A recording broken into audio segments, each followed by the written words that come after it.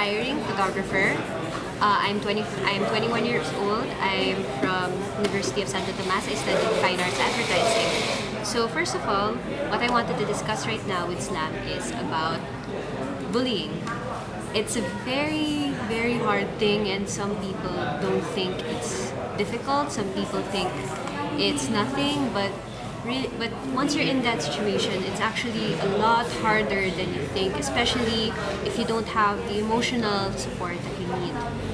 So what I'm here to do right now is tell you my story and how you can apply it to your lives, and hopefully I could be a big help. And if not, then I'm just glad to have shared my story with you. So first of all, when I was younger, I used to live in a very small community. We weren't in the mountains, we weren't anywhere like that, but it was just very small. Everyone knew each other, everyone was nice to each other, and that's the kind of community I grew up with.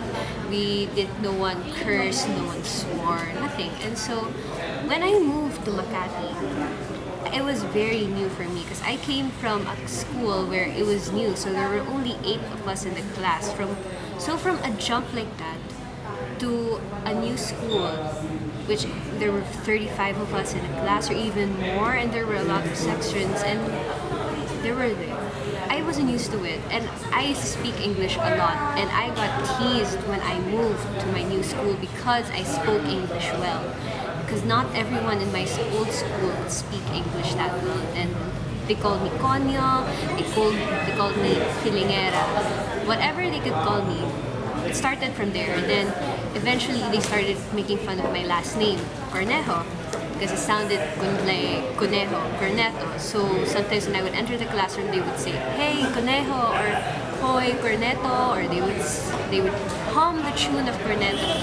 It got worse after that because I was very, very shy. I didn't know who to trust because the first few friends I had, they were really mean to me. I couldn't describe exactly how mean they were to me. Let's just say that because I was from a small community, I was very gullible. They would tell me things, I would believe them, and then they would lie to my face about things they knew about. And so that made me look like an idiot. It was really, really hard. So there came a point that there was this one girl, she started the bullying spree on me. One time we were playing, I accidentally threw chalk on her face, but I didn't mean it. I swear to God, I didn't mean it. I said sorry, and then after that, she started calling me names in the classroom, and then one time, she found out that I had a crush on the same guy she had. So instead of not minding it or putting it aside, she gave me a note. It said, "Meet me in the bathroom during lunch." So I was scared because I didn't have any friends that time. Her group, they were my friends. So without choice, without hope, and without agenda, I went to the bathroom that day.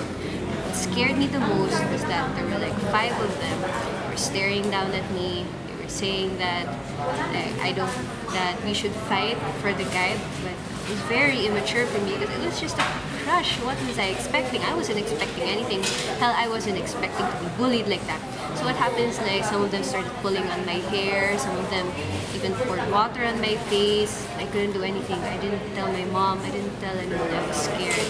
So after that, I separated from them. I tried to get new friends. Thankfully I did. But most of them didn't stick to me as much as I would have hoped.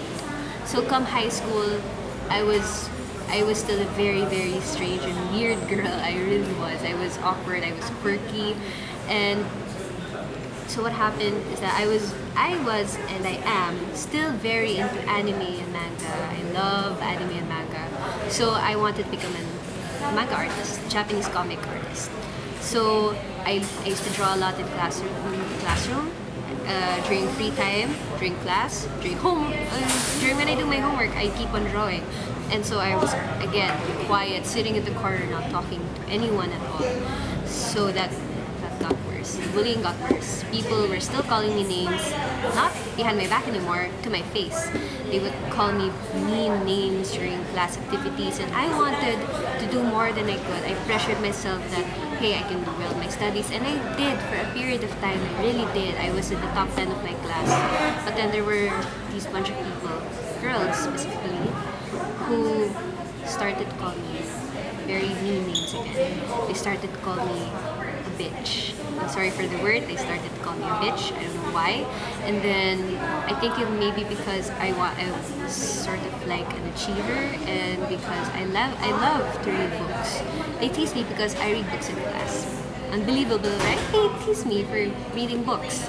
I don't even think that's a bad thing, so they just did. Afterwards, there came a point where I couldn't sit with anyone during lunch. And that was really, really hard because I would sit alone. I would sit with people I didn't know, or sometimes, most of the time, I would eat in the cubicle of the girls' bathroom. And during those times, sometimes there were these bunch of girls. Multiple times, they would come into the bathroom, and say that, "Hey, do you know Kristine? Yeah, she's such a bitch," or "She's really ugly. She doesn't know what she's doing. She's such a dork." Oh, that was. It's hard.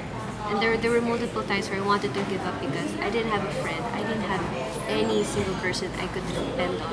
And even if I did have a friend, they didn't really help me, or they didn't really reach out to me. But I think because maybe a part of me was scared to reach out to them and trust them, because I had a lot of trust issues back then. So upon reaching my third year and fourth year of high school, it got really bad. I honestly never told this to anyone, but I tried to kill myself twice. The first time I stood on the balcony of our condominium, I nearly jumped. I would have jumped, but I didn't. And then the second time, I started cutting my wrists, and I wanted to bleed myself to death because I was just so lonely. I was depressed. I was sad. I was everything. No one knew about this. Nobody knew what I was going through. So I don't know what happened. It's just that I thought I was a coward for not being able to do that. But in the end, I was just being ridiculous for even thinking about doing that. Upon reaching college, the bullying was gone. The extreme bullying I experienced from my hair being pulled, from being called names, from being, bashed around in the classroom, it was gone. But it didn't end. When I was college, I went into this block. I thought there were these group of people who I really thought were my friends. I really thought I could depend on them with my life. But then I realized I couldn't. Because there was this one person outside the group who told these people something bad about me, that I said something bad about them. So instead of coming to me, they didn't. They believed that outsider. They told these lies in the classroom, and then the entire classroom, I knew at that moment, hated me. And some of them even said bad things to me, and I was really, really upset. I was like, oh no, this is happening again. But luckily for me, there was this one person who really, really was there for me. He didn't leave me. He didn't abandon me, just like some of my other friends did. He stuck with me. He stuck with me, and then sometimes he would even he would tell me the harsh reality of things. But maybe because I wasn't, being stroked on the back or patted, I was able to gain the strength I did, and I am extremely thankful to my friend for that. So instead of lurking in the corner, staying quiet, I switched blocks, and then I started talking to new people. I met new people, and eventually I had new friends. I had friends I could depend on. I had friends who liked me, who loved me for who I am, and not because not because I'm like this or I'm like that, but they really do like me for who I am. And then they support me, and I support them. And then that's when I started becoming happier and happier with my life. And from then on, I didn't think about my past as something that destroyed me, or something I wanted to forget. I did, trust me, I really wanted to forget, but it's because of all those pain and hardships that I experienced that I was able to become who I am today, I was able to apprentice with very, very, very fantastic people. I was able to shoot, and I was able to do hair and makeup, and I was able to do these things that I never thought 10 years ago I would ever be able to do.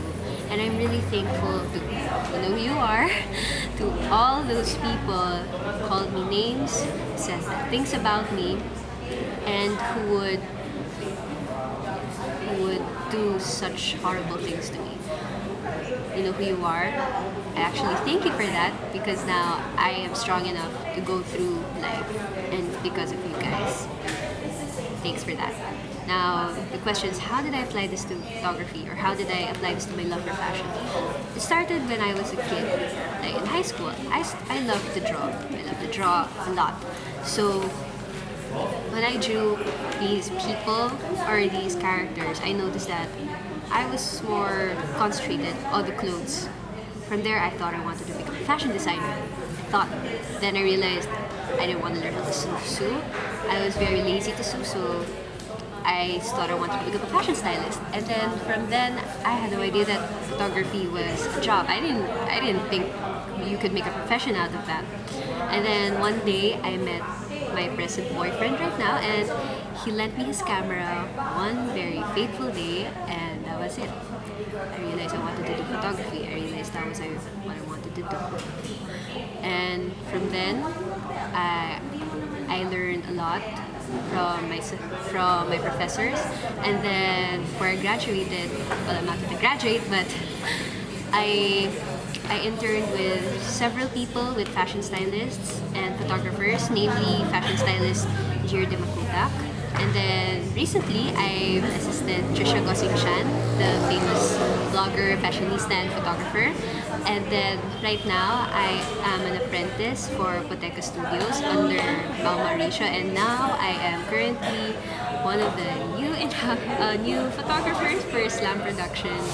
Really an honor. This is the best I could have ever asked for. I am happy that God has given me the strength to move on, and I cherish every moment that I am alive, and knowing that I'm doing what I love, and I'm not crying in the corner like I used to. That now I'm actually very confident, and now I want to go on with my life, and I want to become the best that I can with all God's grace. So I hope this has helped some of you. I hope that maybe inspired some of you. And this a piece of advice: if you are being bullied, no matter what form of bullying that is, just remember that there is always a silver lining. There is always a pot of gold at the end of the rainbow. You don't have to be scared. You don't have to cry in the corner. Just really an overrated piece of advice, but be strong, be happy. There will always be even just one person, even if that's not a friend, even if that's just your mother or your sister, your brother, your father. There will always be that one person who will push you to do your best, and who will be happy for you and will love you unconditionally.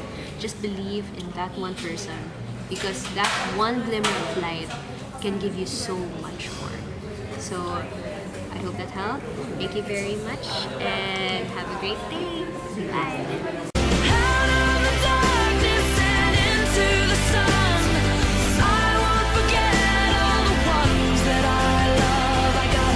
Take a risk, take a chance, make a change.